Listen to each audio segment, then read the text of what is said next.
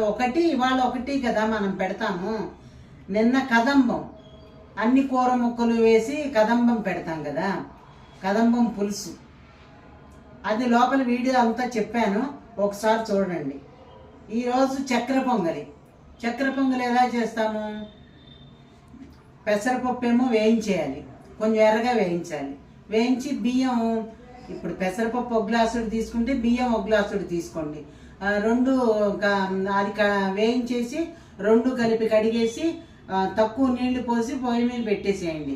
కొంచెం 90% ఉడికినా చాలు అన్నం, అంటే ఇలా మెత్తపడితే చాలు, మరీ ఉడికిపోక్కర్లేదు. ఎందుకంటే ఇక్కడ బెల్లం వేస్తాము. ఒక గిన్నెలో బెల్లం వేసుకోండి, ఒక గ్లాసుడు బెల్లము, ఒక గ్లాసుడు పంచదార. ఏ గ్లాస్తో అయితే పప్పు బియ్యం తీసుకున్నామో ఆ గ్లాస్ తోటే మళ్ళీ బెల్లము పంచదార రెండు తీసుకోవాలి. రెండు తీసుకుని కొంచెం నీళ్లు పోసేసి బాగా పొంగు రానివ్వాలి, కరిగిపోయి పొంగు రానివ్వాలి. పొంగు రానిచ్చాక ఈ అన్నం ఇందులో వేసేసేయండి. వేసేసిన తర్వాత యువతల మూకుల్లో తెరమాత వేసుకోవాలి. తెరమాత వేసుకోవడం అంటే ఎట్లా? శనగపప్పు మినపప్పు అవి కాదు, నూనె వేసుకుని నెయ్యి వేసుకుని ఇంత నెయ్యి వేయండి. వేసిన తర్వాత అందులో కొబ్బరి ముక్కలు, తర్వాత జీడిపప్పులు, కిస్మిస్సులు, యాలక్కాయ పొడి, తర్వాత అవన్నీ వేసేసి బాగా కలియపెట్టండి. బాగా కలియపెట్టేసేసి అవన్నీ తీసి ఇందులో వేసేసేయండి.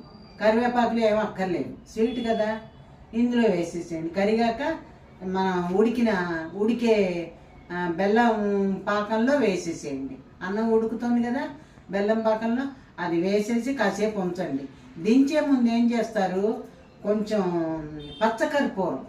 పచ్చకర్పూరం ఇలా కత్తెరతో కానీ పీలర్తో కానీ ఇలా నొక్కేసి ఇలా చేతిలో తీసుకుని ఇలా నలిపి అందులో ఇంతే ఇలాగే చూసుకుని వేసేయండి.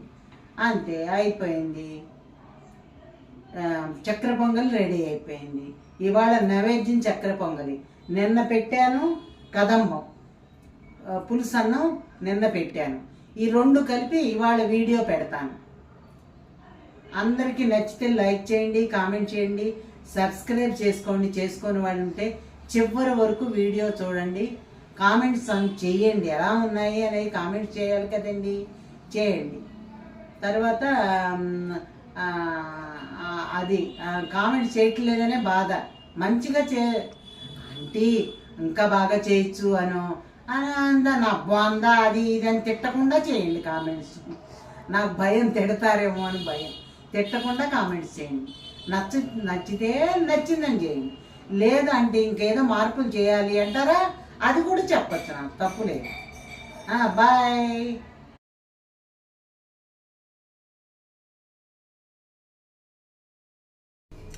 ఇదిగోండి అన్నము పెసరపప్పు ఉడకపెట్టాను చక్కెర పొంగలికి.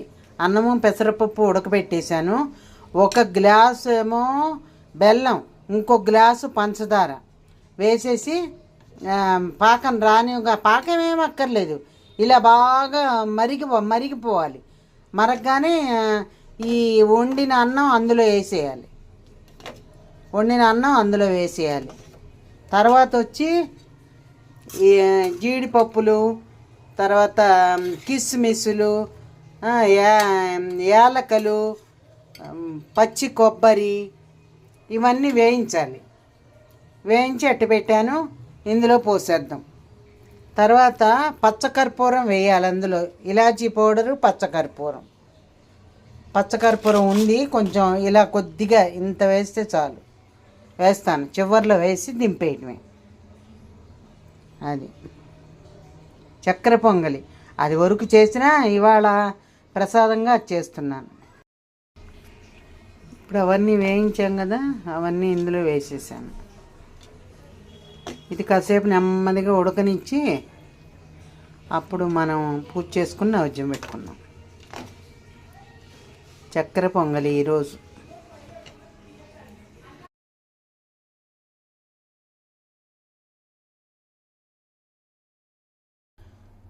ఇది కదంబానికండి. కావలసిన పదార్థాలు ఇగోండి: మిరియాలు, తర్వాత ధనియాలు, లవంగాలు, జీలకర్ర, ఇలాచి, తర్వాత మినప్పప్పు, ఆవాలు, శనగపప్పు, మిరపకాయలు. ఇవన్నీ మామూలు మూకుళ్ళో వేయించేసి గుండ కొట్టుకోవాలి. అది మిగతా ప్రాసెస్ తర్వాత చూపిస్తాను. 7వ రోజు నైవేద్యం సమర్పయామి.